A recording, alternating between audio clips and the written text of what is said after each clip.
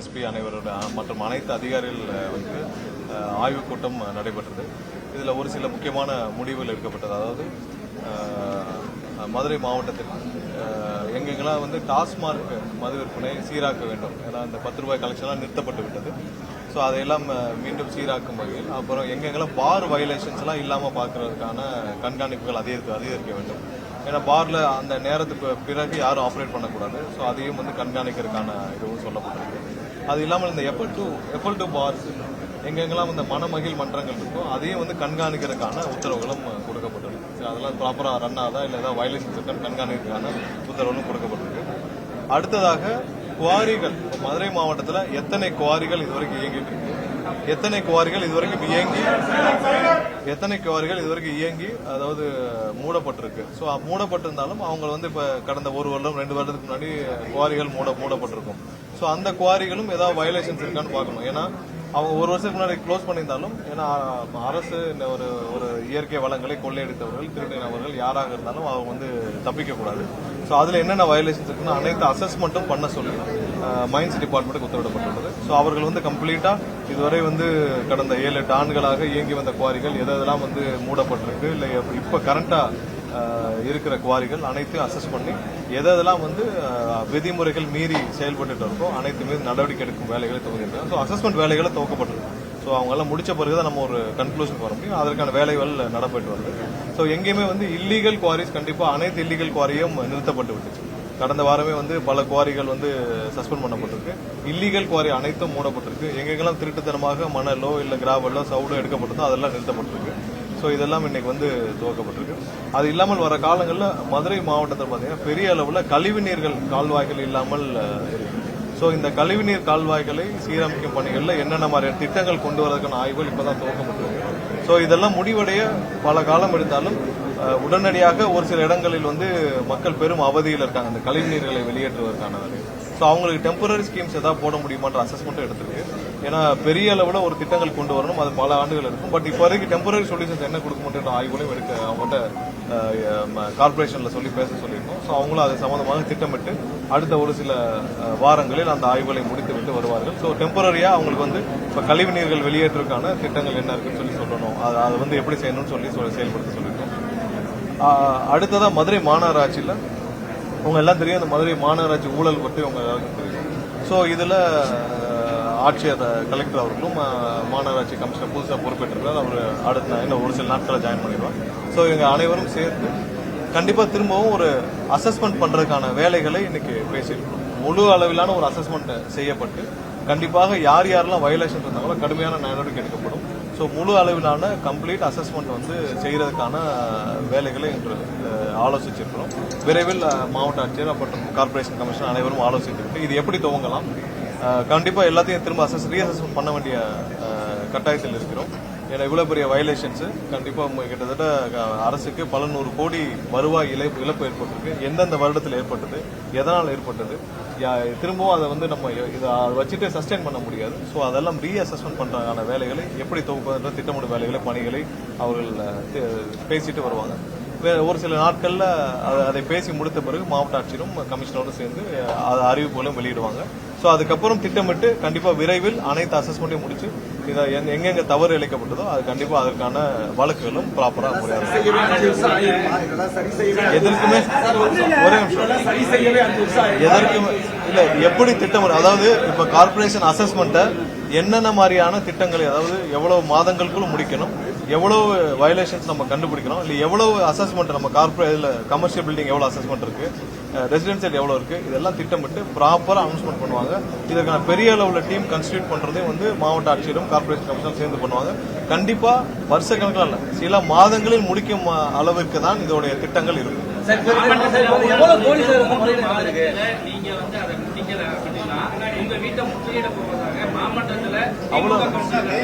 எல்லா இடத்துலயும் என்னென்ன இடத்துல ஊழல்கள் இருக்குதோ அதை விரைவில் ஐடென்டிஃபை பண்ணி கண்டிப்பா அனைத்தும் வழக்குகள் ப்ராப்பரா விசாரிக்கப்பட்டு யார் தவறு செய்திருந்தாலும் அவர்கள் மீது நடவடிக்கை உறுதியாக எடுக்கப்படும். ஏன்னா எல்லாமே வந்து எங்கேயும் ஒளிச்சு போல எங்கெங்கெல்லாம் வந்து தவறாக ப்ராப்பர்ட்டி டாக்ஸ் இல்ல அசஸ்மெண்ட் சரியா பண்ணாம எங்கெங்கெல்லாம் வந்து ஊழல் அளிக்கப்பட்டு எல்லாருக்கும் டாக்குமெண்ட் இருக்கு. எந்த வருஷம் அவங்க கரண்ட் கனெக்ஷன் எடுத்தாங்கன்னு இருக்கு, எந்த வருஷம் அவங்க வீடு கட்டினாங்கன்னு இருக்கு, எப்போ பிளான் அப்ரூவல் வாங்கினாங்கன்னு இருக்கு, எந்த வருஷம் அங்க எந்த கவுன்சிலர் இருந்தாங்க, இல்ல எங்க ஜோனல்ல யாரு மண்டல தலைவர் யார் இருந்தா, யாரு மேயரா இருந்தா, எல்லாமே இருக்கு. சோ அதனால ப்ராப்பர் அசஸ்மெண்ட் என்னைக்கும் அதுல இருந்து யாரும் தப்பிக்க முடியாது. இப்ப இருக்கிற அதுல பலர் வந்து அவங்களுக்கே தெரியாமல் அங்க இருக்கிற கவுன்சிலரோ யார் மூலமோ மிரட்டப்பட்டு இல்ல லஞ்சமாக கொடுக்கப்பட்டு அவங்க இருக்கலாம். சோ அவங்களுக்கே தெரியாமலும் இருக்கலாம், அவங்களே இந்த மாதிரி ப்ராசஸே தெரியாம இருக்கலாம். சோ அவர்களுக்கெல்லாம் இது ஒரு விழிப்புணர்வு கண்டிப்பாக விரைவில் இதுக்கு ஒரு திட்டங்களோடு மாவட்ட ஆட்சியரும் கமிஷனரும் சேர்ந்து வருவாங்க. இல்ல இப்ப அதற்கான முழு அளவிலான ஒரு திட்டங்கள் கொடுத்து எவ்வளவு நம்ம வயலேஷன் இருக்குன்னு கண்டுபிடிக்கணும். ஃபர்ஸ்ட் அந்த வயலேஷனை கண்டுபிடிக்கிற ப்ராசஸ் சில நாட்களுக்குள்ள கார்பரேஷன் கமிஷன் எல்லாம் சேர்ந்து துவக்கி விடுவார்கள். இதை பண்ண வேண்டிய கட்டாயத்தில் இருக்கிறோம். ஏன்னா அதை செய்யாமல் நம்ம வந்து இவன் அசஸ்மெண்ட் பண்ணாமல் நம்ம அடுத்த ஸ்டேஜுக்கு போக முடியாது. மிகப்பெரிய அளவுல பல 100 கோடி இழப்பு இருக்கிறதா நமக்கு வர்ற தகவல் சொல்லுது. சோ அதை நம்ம விரைவாக எல்லாம் முடிக்கிற கட்டாயத்தில் இருக்கும். கண்டிப்பா எங்கேயுமே அந்த மாதிரி ஏதாவது ஸ்பெசிபிக்கா இருந்தா சொல்லுங்க. எல்லா இடத்திலும் கடைகள் பார் எல்லாமே சேர்த்துதான் மூடப்பட்டிருக்கு. கடைகள் இல்லாமல் பார்கள் இயங்கக்கூடாது. அது சட்டப்படி கொண்டோம். கண்டிப்பா எங்கெங்கெல்லாம் வந்து இல்லீகலா இருக்கோ கண்டிப்பா உடனடியாக அவர் மீது கடுமையான வழக்குகள் பதிவு செய்யணும். எங்கேயுமே யாருக்கும் வந்து அந்த மாதிரியான ரைட்ஸும் கிடையாது. கண்டிப்பா கடுமையான நடவடிக்கை சட்ட போராட்டத்தில் இருக்கிற பட்சத்தில் திருப்பூர் மலை மேல வந்து தீபம் ஏற்றுவதற்கு இந்த அரசு என்ன விதமான ஒத்துழைப்பு இல்லை. நாங்க இது வந்து தெளிவா பல முறை சொல்லியாச்சு. திருப்பூர்ன்ற விவகாரத்தில் ரொம்ப தெளிவா சொல்லியாச்சு. மக்கள் வந்து அமைதியை விரும்புகிறார்கள். இதுக்கு முன்னாடி என்ன 2 வருஷத்துக்கு முன்னாடி என்ன சூழ்நிலை இருந்தோ அதே தான் எல்லாரும் தொடர வேண்டும் என்று விரும்புகிறார்கள். மக்கள் அமைதியை தான் விரும்புறாங்க. இதுல இதான் அரசுடைய கொள்கையும். இதுல எந்த மாற்று கருத்தும் கிடையாது. பெரும்பாலான மக்கள் 2 வருஷத்துக்கு முன்னாடி என்ன சூழ்நிலை இருந்துச்சோ அமைதியான சூழ்நிலை தான் எங்களுக்கு வேணும்னு நினைக்கிறாங்க. அதே தான் தொடரும்னு நாங்களும் அரசும் நினைக்குது. இதுதான் நாங்க முன்னாடியும் சொல்லிட்டு இருந்தோம். 2 வருஷத்துக்கு முன்னாடியும் 10 வருஷத்துக்கு முன்னாடி எப்படி இருந்துச்சோ அதே சூழ்நிலை தான் தொடர வேண்டும் என்று அனைவரும் விரும்புகிறோம். அமைதியா இருக்கும். இதுல யாரும் எந்த மதவாத சக்தியும் உள்ளே வந்து அரசியல் செய்ய நாங்கள் 100% அனுமதிக்க மாட்டோம்.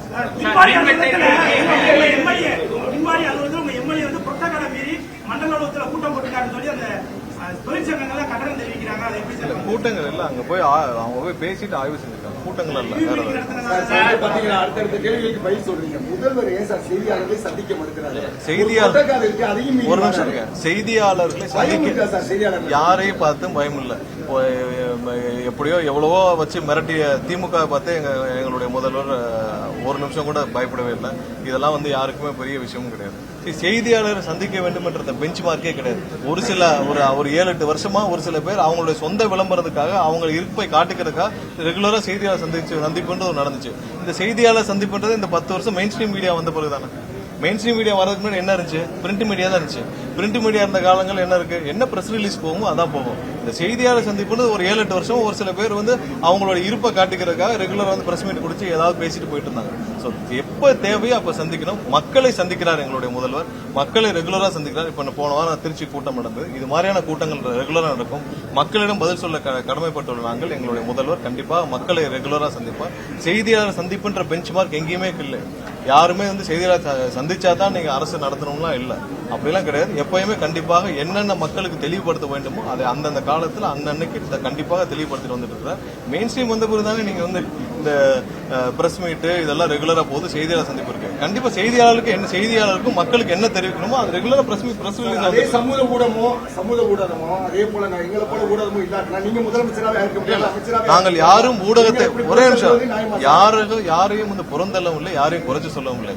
செய்தியாளர் சந்திச்சாதான் நீங்க இருக்கணும்னு சொல்றீங்கல்ல, அந்த பெஞ்ச் மார்க்கை நீங்களா பிக்ஸ் பண்ணிக்கிட்டீங்க. நான் சொல்றேன் கண்டிப்பா செய்தியாளர் அரசு சார்பாகவும் கட்சி சார்பாகவும் நாங்கள் சந்திச்சுட்டு தான் இருக்கோம். ஆனால் முதல்வர் சந்திச்சே ஆகணும்ன்ற கட்டாயம் வந்து நீங்க எந்த பெஞ்ச் மார்க் வச்சு பிக்ஸ் பண்ணுறேன்னு சொல்றோம். இப்ப சில ஆண்டுகள் தானே இது ரெகுலரா இருக்கு. அதுக்கு முன்னாடி உங்களுக்கு லைவ் ஸ்ட்ரீமிங்கே இருக்கு. லைவ் ஸ்ட்ரீமே இல்லாத காலத்தில் எப்படி செய்தியாளர் சந்திப்பு நடந்துச்சு?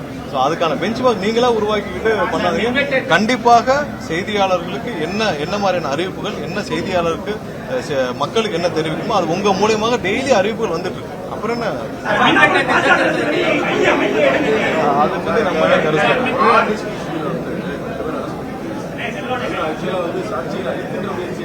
இல்ல ஹார்ட் டிஸ்க் திருட்டு விவகாரத்துல கண்டிப்பா விசாரணை நல்லபடியாக முடிய வேண்டும் என்றுதான் நாங்களும் காத்துட்டு இருக்கோம். தெளிவாக முடிய வேண்டும்.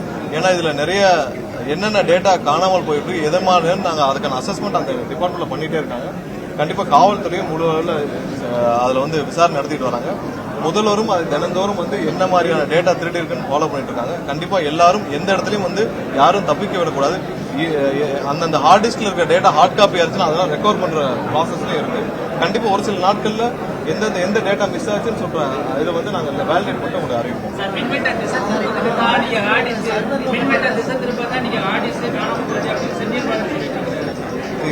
நான் தான் சொன்னேன், நம்ம உத்தமர் செந்தில் பாலாஜிக்கு வந்து ஹார்ட் டிஸ்க் திருடு போச்சுன்னு உடனே யாருமே பேசாம நம்ம உத்தமர் செந்தில் பாலாஜி மட்டும் டக்குனு ஏன் வந்தான்னு தெரியல. அவர் யாராவது கூப்பிட்டாங்களா, இல்ல செந்தில் பாலாஜி தான் திருடுனாலும் யாராவது சொன்னாங்களா, இல்ல செந்தில் பாலாஜி சொல்லி தான் யாராவது திருடுனாங்கன்னு சொன்னாங்களா? யாருமே இல்லாமல் நானும் அதுக்கு முன்னாடி என்ன பிரச்சனை சொன்னேன், காவல்துறை விசாரிச்சுட்டு இருக்காங்க, விசாரணை முடியும் பிறகு சொல்றோம்னு சொன்னோம். டக்குன்னு செந்தில் பாலாஜி வந்து திசை திருப்பான் ஏன் உடனே வந்து ஆஜரானான்னு தெரியல. உத்தமர் செந்தில் பாலாஜிக்கு வந்து முதல்ல என்ன நடந்துச்சுன்னு விசாரணை முடியட்டும், முடிஞ்ச பிறகு தெரியும். இப்ப எதுவுமே சொல்லாமல் திடீர்னு செந்தில் பாலாஜி ஆஜரானதுல இருந்து எல்லாருக்கும் ஒரு சந்தேகம் வருது, இவரே திடீர்னு வந்து பதில் சொல்றாங்க. அதான் நிறைய பேர் பத்திரிகையிலும் போட்டிருந்தாங்க, திடீர்னு ஏன் செந்தில் பாலாஜி வந்து இந்த விவரத்தில் ஆஜராகி இப்போ சொல்றாருன்னு. எந்த இடத்துலயும் வந்து நாங்களும் விசாரணை முடியட்டும் தான் சொல்லியிருந்தோம். திடீர்னு ஏன் செந்தில் பாலாஜி அன்னைக்கு வந்து பிரஸ் மீட்ல இதை வந்து பேச வேண்டிய கட்டாயம் என்ன, அவ்வளவு பயம் செந்தில் பாலாஜி? ஆர்டிஸ்க்கு காண போன உடனே யாருமே பேசாமல் முதல் ஆளாக செந்தில் பாலாஜி வந்து ஏன் இதை பத்தி அட்ரஸ் பண்ண வேண்டிய கட்டாயத்தில் இருக்கிறார்? இந்த கொஸ்டின் நீங்க தான் அவர்கிட்ட கேட்கணும். அது சம்பந்தமாக முதல்வர் முடிவு எடுத்து இல்ல முதல்வர் முடிவு எடுத்து யார் வேணாலும் அரசியல் கட்சி தொடங்கலாம். அவங்களுக்கு அந்த முழு சுதந்திரம் இருக்குது. அவங்களுடைய கட்டாயம், அவங்களுடைய காலத்து கட்டாயம், அவங்களுடைய தேர்தல்.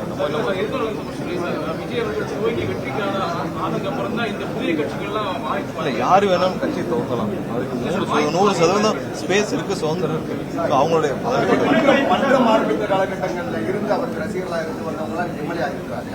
உங்களை போல திடீர்னு வந்து அமைச்சர் இங்க இருக்கக்கூடிய ரசிகர்களா இருந்து சட்டமன்ற உறுப்பினர்களானவங்களும் அவங்களுக்கு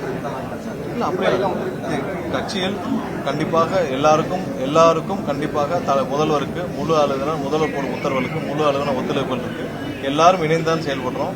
எல்லாரும் ஒரே கட்சியாக ஒன்றாக தான் செயல்படுறோம். இதுவரைக்கும் அமைச்சர்களும் பாத்தீங்கன்னா அனைத்து அமைச்சர்களும் எல்லாத்தையும் ஆலோசிச்சு கலந்தாலோசிச்சு எல்லாம் சேர்ந்து அவர்களுக்கு தெரிய எல்லாரும் சேர்ந்து தான் பண்றோம். கண்டிப்பாக இது ஒரு முழு அளவிலான ஒரு வித்தியாசமான அரசாக இருக்கும், வித்தியாசமான ஒரு கேபினெட்டா இருக்கும்.